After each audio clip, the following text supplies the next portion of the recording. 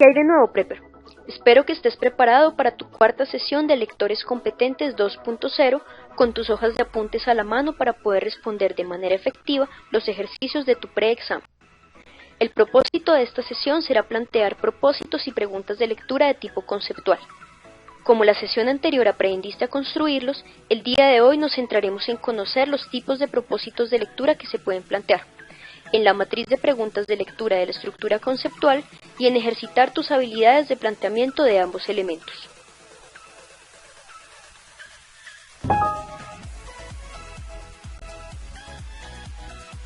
Como te venía diciendo, es posible tipificar los propósitos de lectura.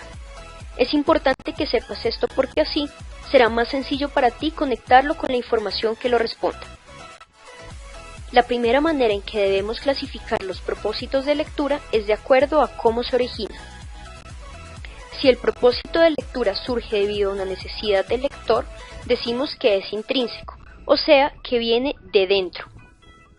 Por otra parte, si el propósito es dado por un tercero, como por ejemplo un profesor, tus papás o este libro, decimos que es extrínseco, o que viene de fuera. Al determinar la procedencia de tu propósito de lectura, podrás tener claros los estándares de calidad que deberás tener en el proceso de búsqueda de la información.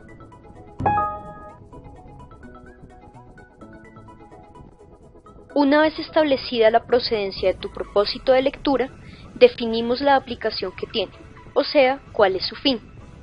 Si la información que obtienes al final del MLO está enfocada a enriquecerte a ti como persona, hablamos de un propósito de lectura yoico. Con este tipo, es posible que llegues a temas como manejo de las emociones, desarrollo del talento, claves para el éxito u otra información enfocada a la dimensión psicológica. Ahora bien, si tu propósito de lectura persigue la adquisición de conocimientos académicos, hablamos de una aplicación cognitiva. Por ejemplo, la mayoría de la información que debes consultar para tareas del cole hará parte de este tipo. Finalmente, hablamos de propósitos de lectura asociativos cuando estos pretenden dar un servicio a la comunidad. Podríamos decir que estos son los hermanos altruistas de la familia de los propósitos.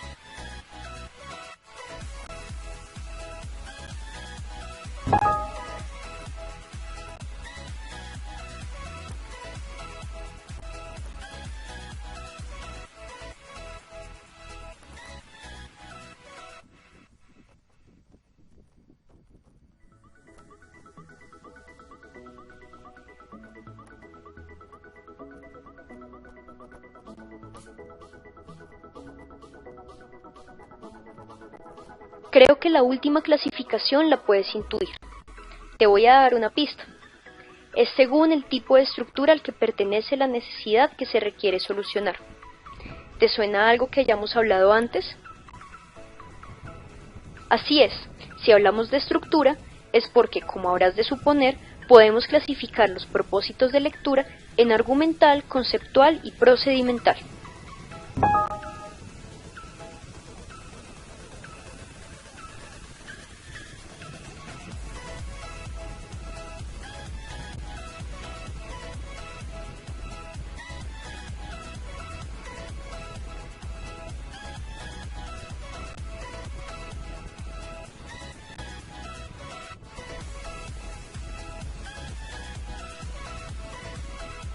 Así como te presentamos la matriz de preguntas argumentales, hoy veremos las conceptuales, con el fin de facilitarte la formulación de preguntas que se adapten a tus propósitos de lectura. Recuerda que estas aplican para propósitos de lectura de tipo conceptual, es decir, aquellos que pretenden conceptualizar un término a partir de las características esenciales de este y otros conceptos asociados a él. Al plantear este tipo de propósitos, el verbo utilizado debe ser claro en la intención conceptual, por lo que te recomendamos utilizar verbos como por ejemplo proponer, definir, identificar, caracterizar, diferenciar o clasificar, si bien puedes utilizar otros. Ahora que ya hemos dejado claro esto, podemos comenzar a revisar detalladamente nuestra matriz a partir de los objetivos y las preguntas que se derivan de ellos. Muchas veces, categorizar el concepto es fundamental al momento de definirlo, es decir, mencionar qué es. Por ejemplo, los labradores son un tipo de perros, el rock es un tipo de música contemporánea y los gatos son un tipo de felinos.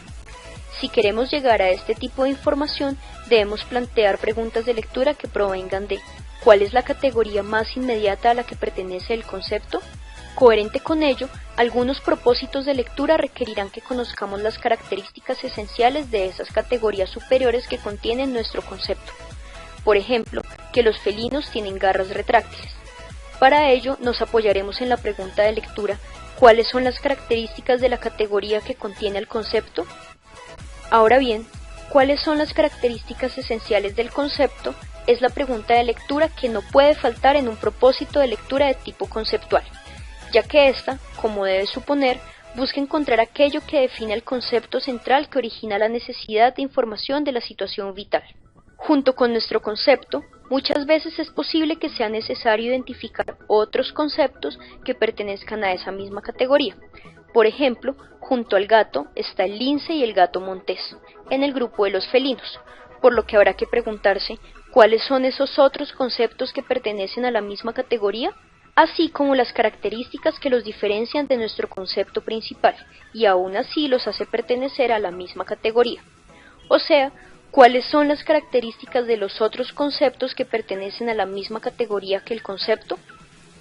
Ya hemos hablado de cómo algunos objetivos de consecución de información derivados del propósito de lectura nos pueden llevar hacia conceptos por encima y en el mismo nivel jerárquico que nuestro concepto central.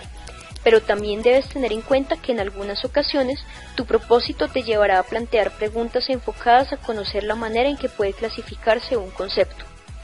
A partir de ello, podemos establecer 3 objetivos. El primero está enfocado a conocer el criterio bajo el cual se puede hacer dicha clasificación y está acompañado de la pregunta ¿de qué manera se subdivide el concepto? El segundo es conocer el nombre de cada una de esas subdivisiones, que pueden ser etapas o conceptos. Esto lo hacemos a través de la pregunta ¿en qué conceptos o etapas se subdivide el concepto? Y el tercero, las características de cada una de esas subdivisiones, objetivo que se decanta en la pregunta de lectura ¿cuáles son las características de los subtipos o etapas del concepto?